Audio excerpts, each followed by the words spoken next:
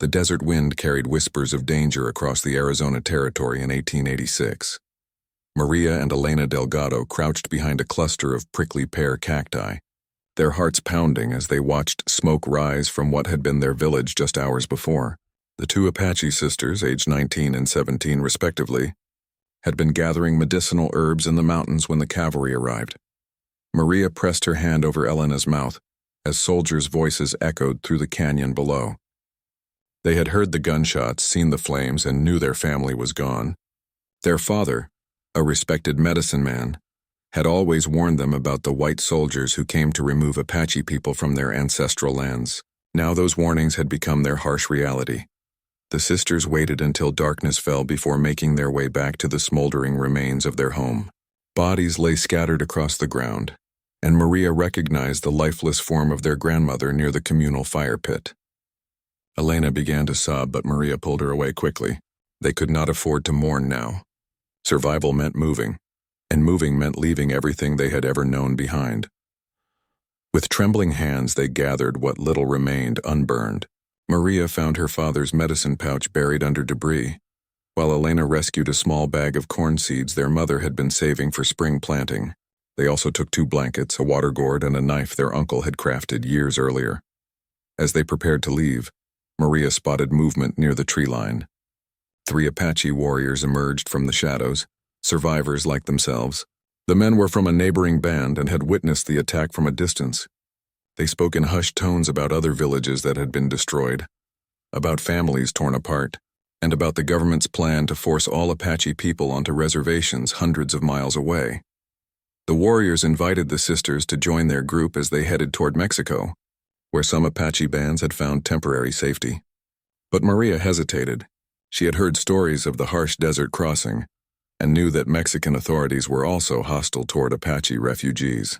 The group would be constantly running, constantly hiding, never able to build a real home again. Elena wanted to go with the warriors. At 17, she trusted their strength and believed they could protect her. But Maria had different thoughts forming in her mind. She remembered stories her grandmother had told about individual white settlers who had shown kindness to Apache people. Not all whites were like the soldiers, her grandmother had said. Some understood that the land was big enough for everyone. The warriors grew impatient as dawn approached. They needed to move before more soldiers arrived. Maria made her decision quickly. She thanked the men for their offer, but told them she and Elena would find their own path. Elena protested, fear filling her eyes, but Maria remained firm. She had a plan forming, though she had not yet shared it with her sister. After the warriors disappeared into the pre-dawn darkness, Elena demanded to know what Maria was thinking.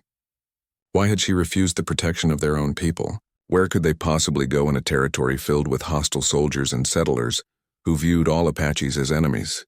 Maria pointed toward the east where the first light of dawn was beginning to show. She told Elena about a ranch she had seen during previous herb-gathering trips. The ranch sat in a valley about 2 days' walk from their destroyed village. She had observed the rancher from a distance and noticed something different about him.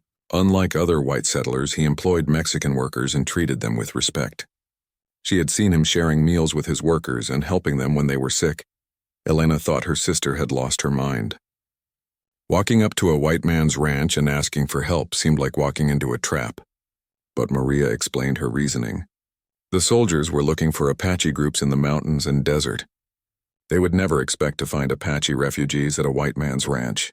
Sometimes the most dangerous place was also the safest place to hide. The sisters spent their first day of freedom moving carefully through familiar terrain. They avoided well-traveled paths and stayed hidden during daylight hours. Maria used skills their father had taught her to find water sources and identify edible plants. Elena remained quiet, still grieving and fearful of what lay ahead. As they walked, Maria shared more of her observations about the rancher. She had noticed that he lived alone except for his workers, suggesting he might be more sympathetic to people in difficult situations. She had also seen him reading books in the evenings, which meant he was educated and might be more understanding than typical frontier settlers. By the second morning, they could see the ranch buildings in the distance. Smoke rose from the chimney of the main house, and they could hear cattle moving in the pastures. Elena's fear returned as they got closer. This plan seemed increasingly foolish as the reality of approaching a stranger's home became immediate. Maria knew they had reached the point of no return. They had no food left, their water was nearly gone, and they could not survive much longer in the open desert. The ranch represented their only realistic hope for survival. She took Elena's hand and reminded her of their grandmother's words about courage being the difference between living and dying. The sisters positioned themselves on a hill overlooking the ranch and spent several hours observing the daily routines below. They watched the rancher interact with his workers, noted his calm demeanor, and tried to assess his character from a distance. As afternoon approached, Maria knew they had to make their move. The moment of truth was approaching, and their lives depended on the decision they were about to make. James Mitchell paused in his work as he noticed two figures approaching his ranch from the eastern ridge. At first he thought they might be travelers seeking directions, but something about their cautious movements made him look more carefully. The figures stayed low and moved from shadow to shadow, clearly trying to remain hidden while still advancing toward his property. Mitchell had been running his cattle ranch in the Arizona Territory for 8 years, and he had learned to read the signs of trouble. These visitors were not casual travelers. They were either running from something or preparing to cause problems. He quietly reached for the rifle that always hung near his door but did not raise it immediately. As the figures came closer, Mitchell realized they were two young women, and their clothing suggested they were Apache. His heart began to race, not from fear but from understanding of what this meant. Apache women did not approach white settlements unless they were desperate. The recent military campaign in the region had displaced many native families, and Mitchell had heard disturbing reports about villages being destroyed. The rancher had always maintained a different relationship with native peoples than most of his white neighbors. His Mexican workers had taught him to see beyond the stereotypes and propaganda that painted all Apaches as savage enemies. He had learned that Apache people were skilled farmers, healers, and craftsmen who had been forced into conflict by circumstances beyond their control. Mitchell stepped onto his porch but kept his rifle lowered. He wanted to appear approachable while still maintaining caution. The two women had stopped about 50 yards from his house and appeared to be having an intense discussion. The older one seemed to be trying to convince the younger one to continue forward. Maria saw the rancher emerge from his house and felt her courage waver for a moment. He was a tall man with weathered skin and gray hair, probably in his 40s. He carried a rifle but held it casually at his side rather than pointing it at them. His posture was alert but not aggressive, which gave Maria hope that her assessment of his character had been correct. Elena grabbed her sister's arm and urged her to retreat. Seeing the white man with his weapon brought back memories of the soldiers who had destroyed their village. But Maria gently removed Elena's hand and stepped forward. They had come too far to turn back now, and their survival depended on taking this risk. The rancher watched as the older woman began walking toward him with her hands visible and empty. She moved with dignity despite her obvious exhaustion and hunger. Behind her, the younger woman followed reluctantly, clearly terrified but trusting her sister's judgment. When Maria was close enough to speak without shouting, she stopped and addressed Mitchell in the broken English she had learned from traders who sometimes visited Apache camps. She told him that she and her sister were alone and hungry, that their family had been killed by soldiers and that they needed help. She did not beg or plead, but simply stated their situation with quiet dignity. Mitchell listened carefully, studying both women as Maria spoke. He could see that they had been traveling hard and had not eaten recently. Their clothes were torn from moving through rough terrain, and dust covered them from head to toe. More importantly, he could see intelligence and strength in the older woman's eyes despite her desperate circumstances. The rancher made a decision that would change all of their lives. Instead of turning them away or demanding they leave his property, he lowered his rifle completely and gestured toward his house. In his limited Spanish, which he had learned from his workers, he told them they could come inside and eat something. Maria understood enough to know he was offering help rather than threatening them. Elena was amazed when Maria began walking toward the house, and she hurried to catch up with her sister. Neither woman had expected such an immediate offer of hospitality from a white stranger. They had prepared themselves for rejection, hostility, or worse. This response was so unexpected that Elena wondered if they were walking into some kind of trap. Mitchell led them to his kitchen and immediately began preparing food. He heated leftover stew from the previous evening and cut fresh bread from a loaf his housekeeper had baked that morning. He also poured water into clean cups and set everything on his wooden table. Throughout these preparations, he spoke gently to reassure the women that they were safe in his home. As the sisters ate their first real meal in days, Mitchell observed them carefully.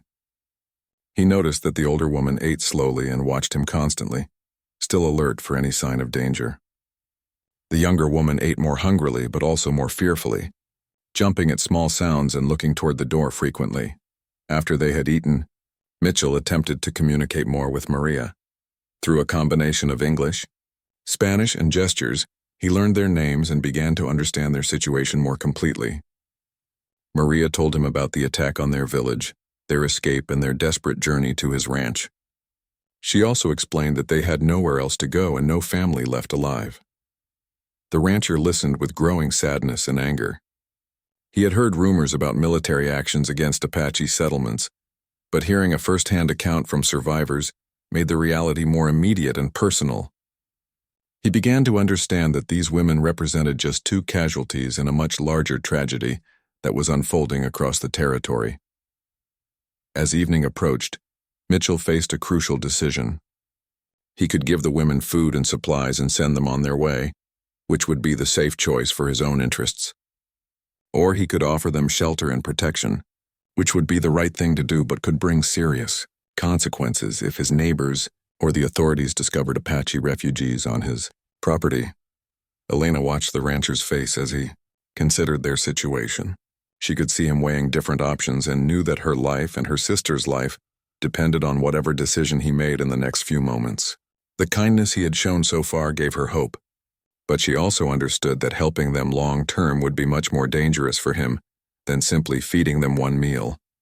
Mitchell looked at both women and saw the exhaustion and fear in their eyes. He thought about his own sister who had died of fever several years earlier, and imagined how he would want someone to help her if she had been in similar circumstances. His decision came from his heart rather than his head, and he knew he would not be able to live with himself if he turned these women away to face an uncertain fate alone. The rancher told Maria that she and Elena could stay at his ranch temporarily while they figured out a longer-term plan. He explained that they would need to be careful because having Apache people on his property could create problems with his neighbors and the military authorities. But he also made it clear that he would not abandon them to face those dangers alone.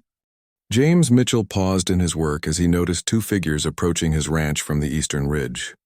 At first, he thought they might be travelers seeking directions, but something about their cautious movements made him look more carefully. The figures stayed low and moved from shadow to shadow, clearly trying to remain hidden while still advancing toward his property. Mitchell had been running his cattle ranch in the Arizona territory for 8 years, and he had learned to read the signs of trouble. These visitors were not casual travelers. They were either running from something or preparing to cause problems. He quietly reached for the rifle that always hung near his door, but did not raise it immediately. As the figures came closer, Mitchell realized they were two young women, and their clothing suggested they were Apache. His heart began to race, not from fear but from understanding of what this meant. Apache women did not approach white settlements unless they were desperate. The recent military campaign in the region had displaced many native families, and Mitchell had heard disturbing reports about villages being destroyed. The rancher had always maintained a different relationship with native peoples than most of his white neighbors. His Mexican workers had taught him to see beyond the stereotypes and propaganda that painted all Apaches as savage enemies. He had learned that Apache people were skilled farmers, healers, and craftsmen who had been forced into conflict by circumstances beyond their control. Mitchell stepped onto his porch but kept his rifle lowered. He wanted to appear approachable while still maintaining caution. The two women had stopped about 50 yards from his house and appeared to be having an intense discussion. The older one seemed to be trying to convince the younger one to continue forward. Maria saw the rancher emerge from his house and felt her courage waver for a moment. He was a tall man with weathered skin and gray hair, probably in his 40s. He carried a rifle but held it casually at his side rather than pointing it at them. His posture was alert but not aggressive, which gave Maria hope that her assessment of his character had been correct. Elena grabbed her sister's arm and urged her to retreat. Seeing the white man with his weapon brought back memories of the soldiers who had destroyed their village, but Maria gently removed Elena's hand and stepped forward.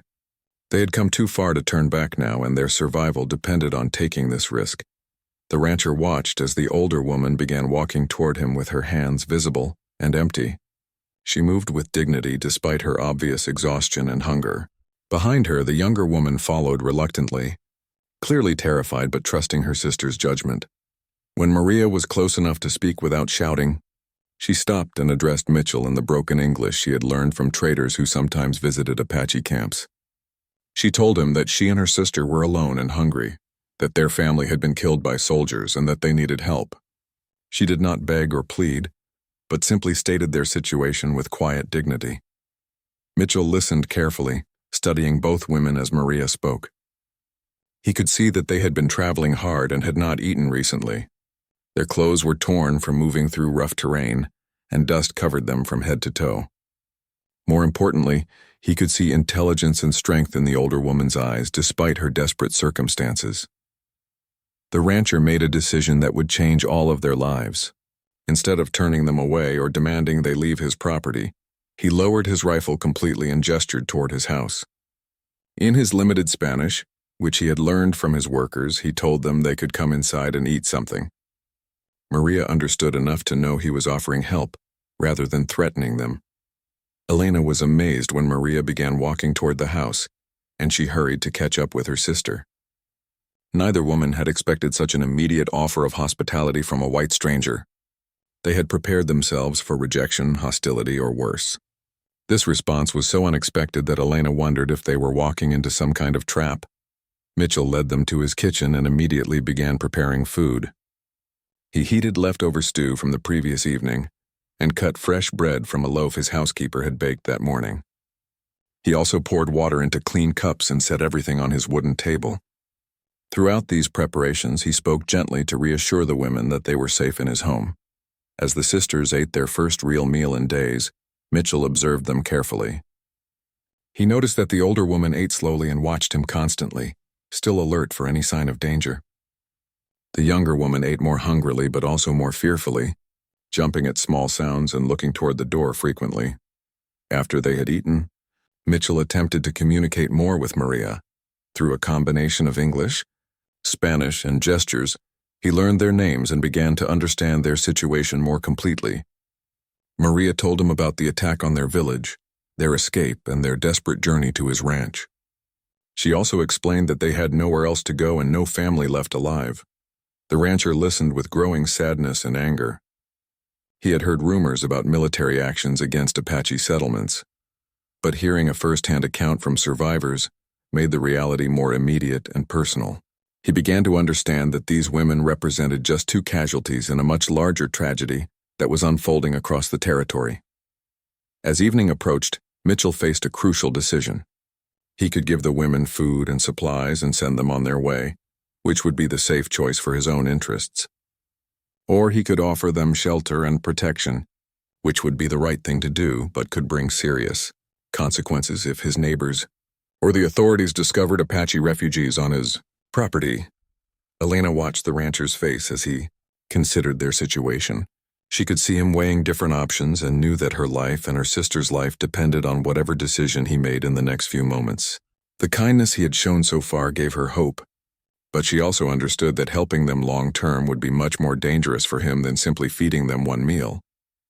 Mitchell looked at both women and saw the exhaustion and fear in their eyes.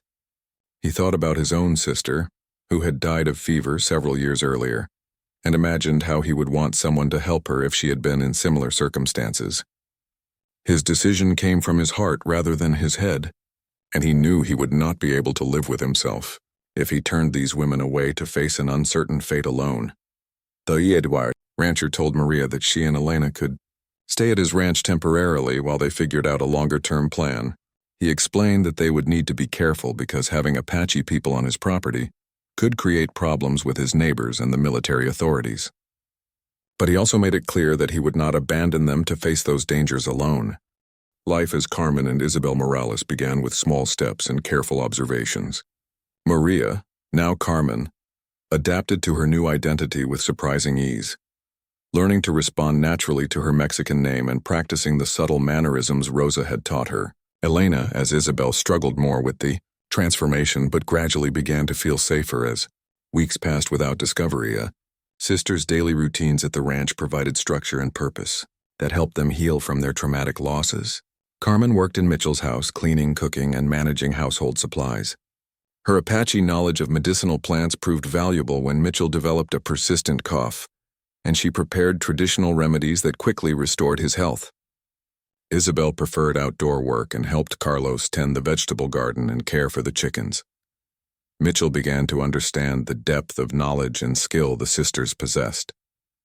Carmen's understanding of desert plants and their uses impressed him greatly, while Isabel demonstrated remarkable ability with animals.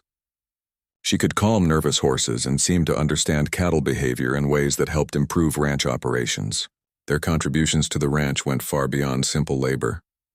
3 months after the sisters' arrival, a traveling preacher named Reverend Samuel Parker visited the ranch. Parker held religious services for isolated ranch families throughout the territory and was known for his curiosity about the people he encountered. His visit created the first real test of Carmen and Isabel's new identities in front of an outsider who might ask detailed questions. The Reverend arrived on a Sunday morning and requested permission to hold a service for Mitchell and his workers. Mitchell agreed, knowing that refusing would seem suspicious, but he worried about how the sisters would handle extended interaction with someone trained to read people carefully. Carmen and Isabel had been practicing their Mexican personas for months, but a preacher's attention to detail could reveal inconsistencies in their stories. During the service, Reverend Parker led prayers in both English and Spanish, which helped Carmen and Isabel blend in naturally with Carlos, Diego, and Rosa. However, the preacher noticed Isabel's discomfort during certain prayers and began asking gentle questions about her religious background.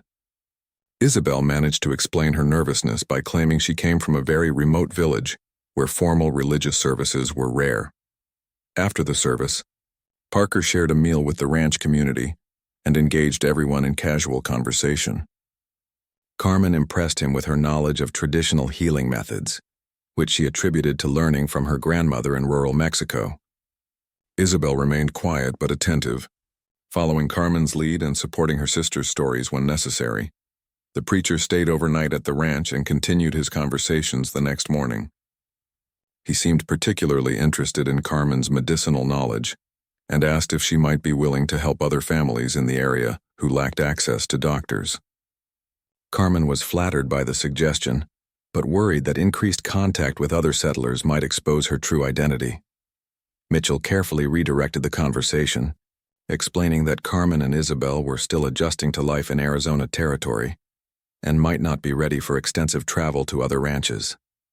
He suggested that people could come to his ranch if they needed Carmen's healing skills, which would allow the sisters to help others while maintaining better control over their interactions with strangers. Reverend Parker accepted Mitchell's explanation and praised the rancher for his kindness in employing the Mexican women and allowing them to use their skills to benefit the community. The preacher's approval gave Mitchell confidence that the sisters' disguises were convincing and that other settlers would accept them as legitimate Mexican immigrants. After Parker left, the ranch community celebrated their successful deception. Carlos and Diego were proud of how well the sisters had performed under scrutiny, while Rosa praised their improvement in Spanish language and Mexican cultural knowledge. Mitchell felt relieved that they had passed such an important test and began to believe they might be able to maintain their new identities permanently. However, the encounter with Reverend Parker also created new opportunities and challenges. Word spread about Carmen's healing abilities, and other ranch families began requesting her services.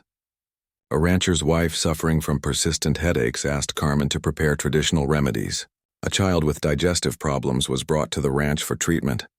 Each new patient represented both a chance to help others and a risk of exposure. Carmen discovered that using her Apache medical knowledge while maintaining her Mexican identity required careful balance. She could treat patients effectively using traditional plant medicines, but she had to be cautious about revealing too much specialized knowledge that might seem unusual for a Mexican woman from a small village. She learned to mix Apache techniques with Mexican folk remedies that Rosa taught her. Isabel found her role expanding as well when other ranchers noticed her skill with difficult animals. A neighboring rancher asked Mitchell if Isabel could help train a particularly stubborn horse that refused to accept riders. Her success with that animal led to more requests for her services, creating additional income for the ranch while establishing her reputation as a skilled Mexican worker. The sisters' growing integration into the local community brought unexpected emotional challenges. As Carmen and Isabel, they were building relationships and earning respect from their neighbors. But they could never fully relax or be completely honest about their backgrounds, experiences, or feelings. The constant need to maintain their false identities created a form of isolation even within their growing social connections. Mitchell observed the sisters' internal struggles and tried to provide emotional support without compromising their security. He encouraged them to maintain their Apache traditions privately while adapting to their Mexican personas publicly. He also made sure they had time and space to process their grief over their lost family members and destroyed community. During quiet evenings, Carmen and Isabel would sometimes share stories about their childhood with Mitchell. Carlos, Diego, and Rosa. They carefully edited these stories to fit their Mexican identities, but the emotional truth of their experiences came through. These conversations helped everyone understand each other better and strengthened the bonds between all the ranch residents. As winter approached, the sisters had been living as Carmen and Isabel for almost 6 months. Their Spanish had improved dramatically, their understanding of Mexican culture had deepened, and their confidence in their new identities had grown stronger. They had successfully treated dozens of patients and helped several ranchers with difficult animals, earning genuine respect and affection from their neighbors. However, both sisters still dreamed about their Apache family and homeland. Carmen sometimes woke up calling out in Apache, and Isabel would catch herself singing traditional songs while working in the garden. These moments reminded them that while they had found safety and purpose in their new lives, they had not forgotten who they truly were underneath their carefully constructed Mexican identities. The approach of winter also brought news from the outside world that would test their security once again. Military patrols were increasing their searches for Apache refugees as the government prepared for a final push to relocate all remaining native people to distant reservations. The sisters' greatest challenge yet was approaching, and their survival would depend on how well they had learned to be Carmen and Isabel Morales. The harsh winter winds brought more than cold weather to Mitchell's ranch. In December, a new military commander arrived in the territory with orders to complete the final removal of all Apache people to reservations in Oklahoma and Florida.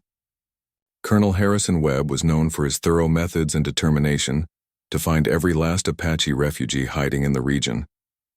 Webb's approach differed significantly from previous military efforts.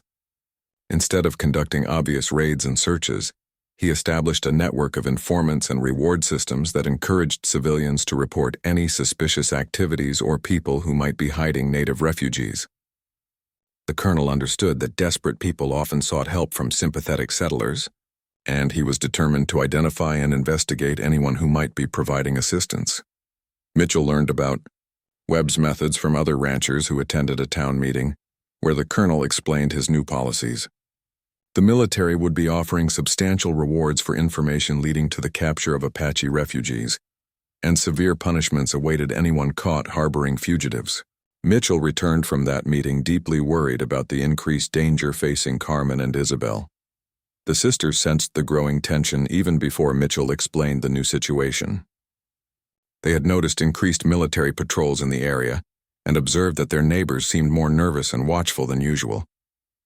When Mitchell finally told them about Colonel Webb's policies, they understood that their period of relative safety was ending.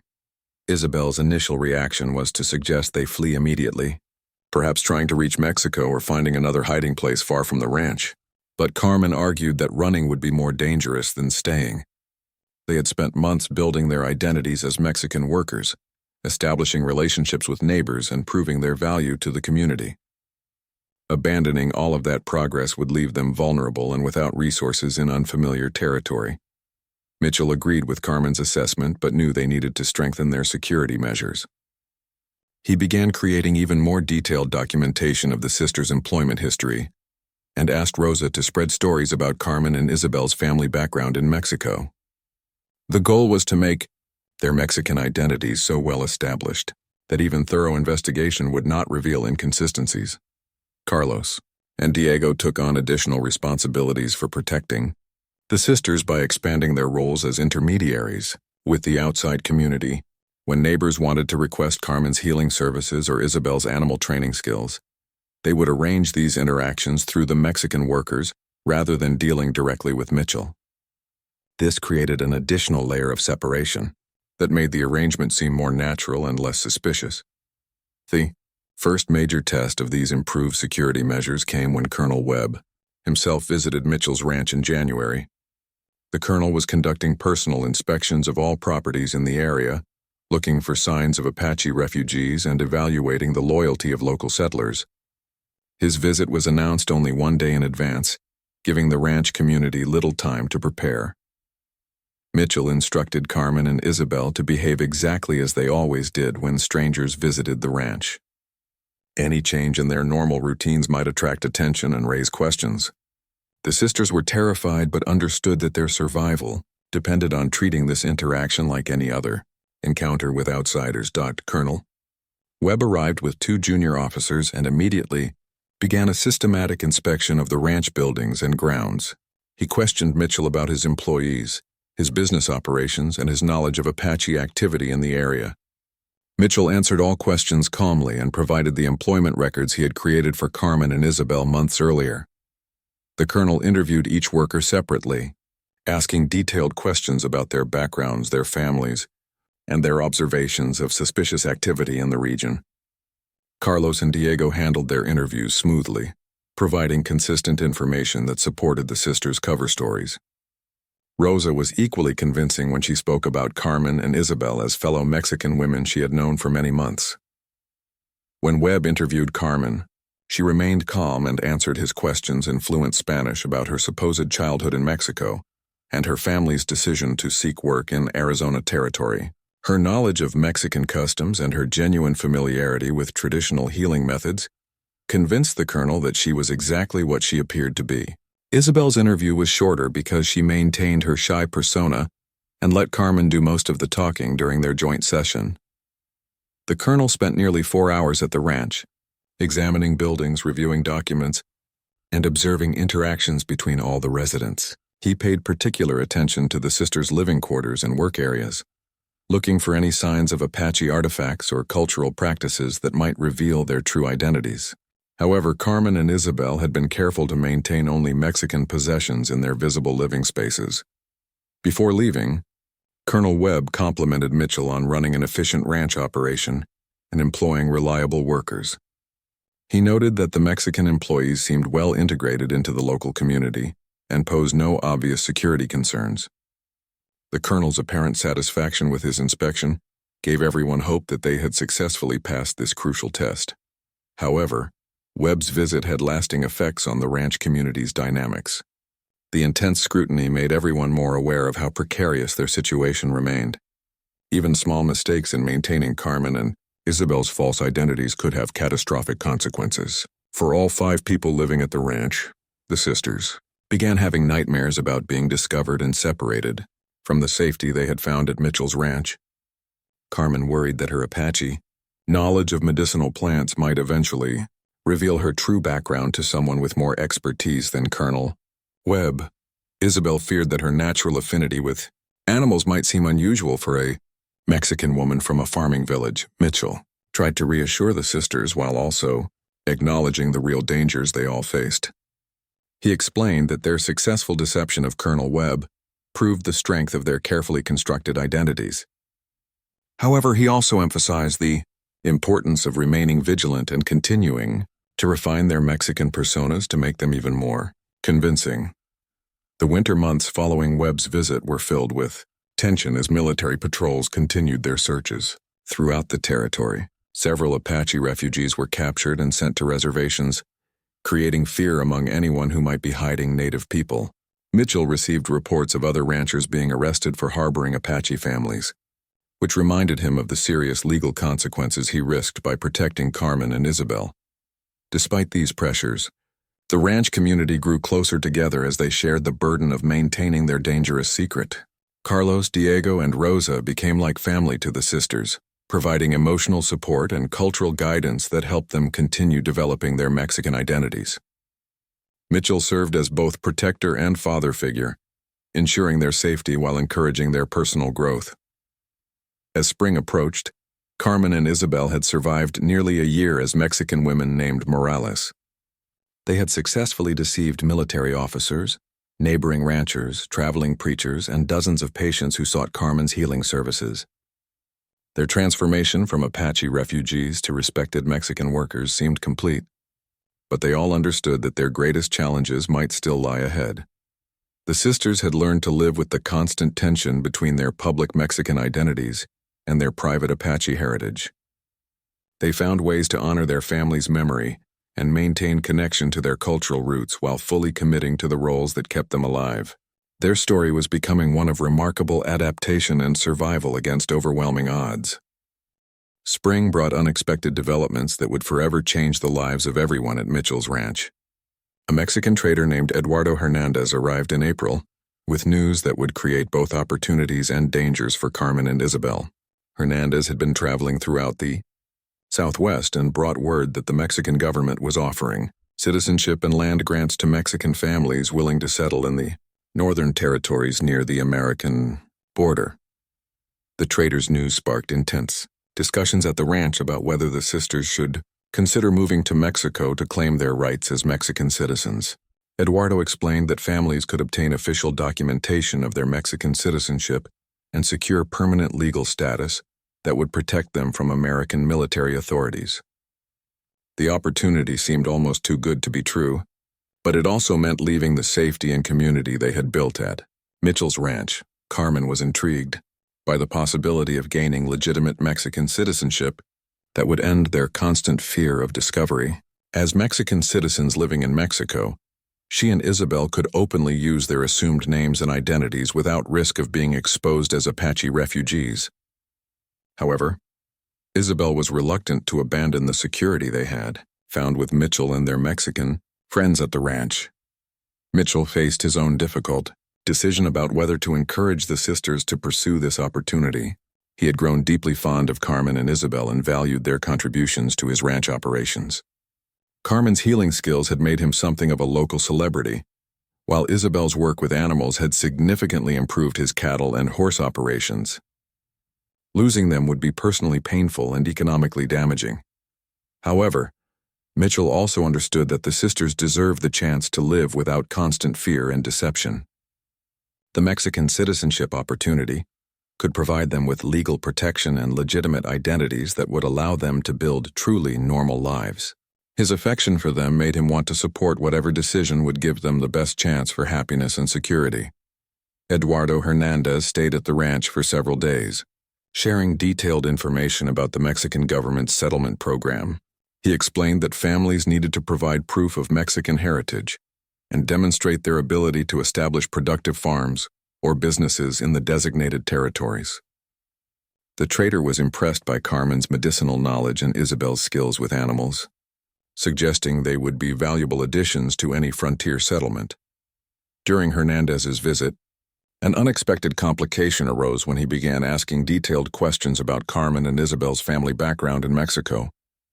As an experienced trader who had traveled extensively throughout Mexico, he possessed knowledge of regional dialects, local customs, and family networks that could potentially expose inconsistencies in the sisters' cover stories. Carmen handled most of these conversations, drawing on the extensive cultural knowledge Rosa had taught her over the past year. She spoke about fictional relatives in remote villages and described childhood experiences that blended her real Apache memories with Mexican settings and customs. Her performance was convincing, but she could sense that Hernandez was evaluating her responses with the sharp eye of someone who understood Mexican culture intimately. Isabel remained mostly quiet during these discussions, allowing Carmen to carry the conversation while she observed Hernandez's reactions. She noticed that the trader seemed satisfied with Carmen's explanations, but occasionally appeared puzzled by small details that didn't quite fit his expectations. These moments of uncertainty made Isabel nervous about whether their deception would withstand such thorough scrutiny. The situation became more complex when Hernandez offered to help Carmen and Isabel obtain the necessary documentation for Mexican citizenship. He explained that he had connections with officials who could expedite the process and ensure their applications received favorable consideration. However, his assistance would require him to vouch personally for their Mexican heritage and provide detailed information about their backgrounds to government authorities. Mitchell realized that accepting Hernandez's help could create serious risks if the traitor later discovered the sisters' true identities. Once official Mexican documents were created with false information, any exposure of their Apache background could result in charges of fraud against everyone involved in the deception. The potential benefits of legitimate Mexican citizenship had to be weighed against the increased danger of discovery. Carlos and Diego were divided about the best course of action. Carlos believed the sisters should take advantage of this opportunity to gain legal protection, even if it meant accepting additional risks. Diego was more cautious, arguing that their current situation at the ranch provided adequate security without the complications that official documentation might create. Rosa offered a woman's perspective that proved particularly valuable in the discussions. She pointed out that Carmen and Isabel were still young women who might want to marry and have families someday. Living with false identities would make forming intimate relationships extremely difficult and dangerous. Legitimate Mexican citizenship could give them the freedom to build normal lives with honest relationships. The trader's presence at the ranch also attracted attention from neighbors, who were curious about his business and the extended discussions taking place at Mitchell's property. Reverend Parker made an unexpected visit, ostensibly to welcome the Mexican trader but clearly interested in learning more about any developments involving the ranch community. During Parker's visit, Carmen and Isabel faced another test of their identities as the preacher and trader engaged in conversations about various regions of Mexico and their experiences with Mexican communities. The sisters had to navigate questions and comments that drew on both men's extensive knowledge while maintaining consistency with their established cover stories. Hernandez seemed impressed by the sisters' integration into the local community and their obvious respect among the ranch residents. He told Parker that Carmen and Isabel represented the best qualities of Mexican immigrants who contributed valuable skills and strong work ethics to American frontier communities. The trader's endorsement further strengthened their reputations as legitimate Mexican women. After Parker left, the ranch community held serious discussions about the Mexican citizenship opportunity. Mitchell made it clear that he would support whatever decision the sisters made, even though losing them would be difficult for him personally and professionally. He emphasized that their safety and long-term happiness were more important than his own interests. Carmen began leaning toward accepting Hernandez's offer, believing that official Mexican citizenship would provide security that their current situation could never match. She was tired of the constant vigilance required to maintain their false identities and attracted to the possibility of living openly without fear of discovery. Isabel remained more hesitant, worried about the risks involved in creating official documents with false information. She had grown comfortable with their life at the ranch and feared that pursuing Mexican citizenship might expose them to new dangers they had not yet considered. The decision became more urgent when Hernandez announced that he would be leaving for Mexico within a week and could only help them if they were ready to travel with him immediately. The short timeline meant Carmen and Isabel had to choose between the security they knew at Mitchell's ranch and the uncertain promise of legal protection in Mexico. As the week progressed, both sisters struggled with the magnitude of the decision they faced.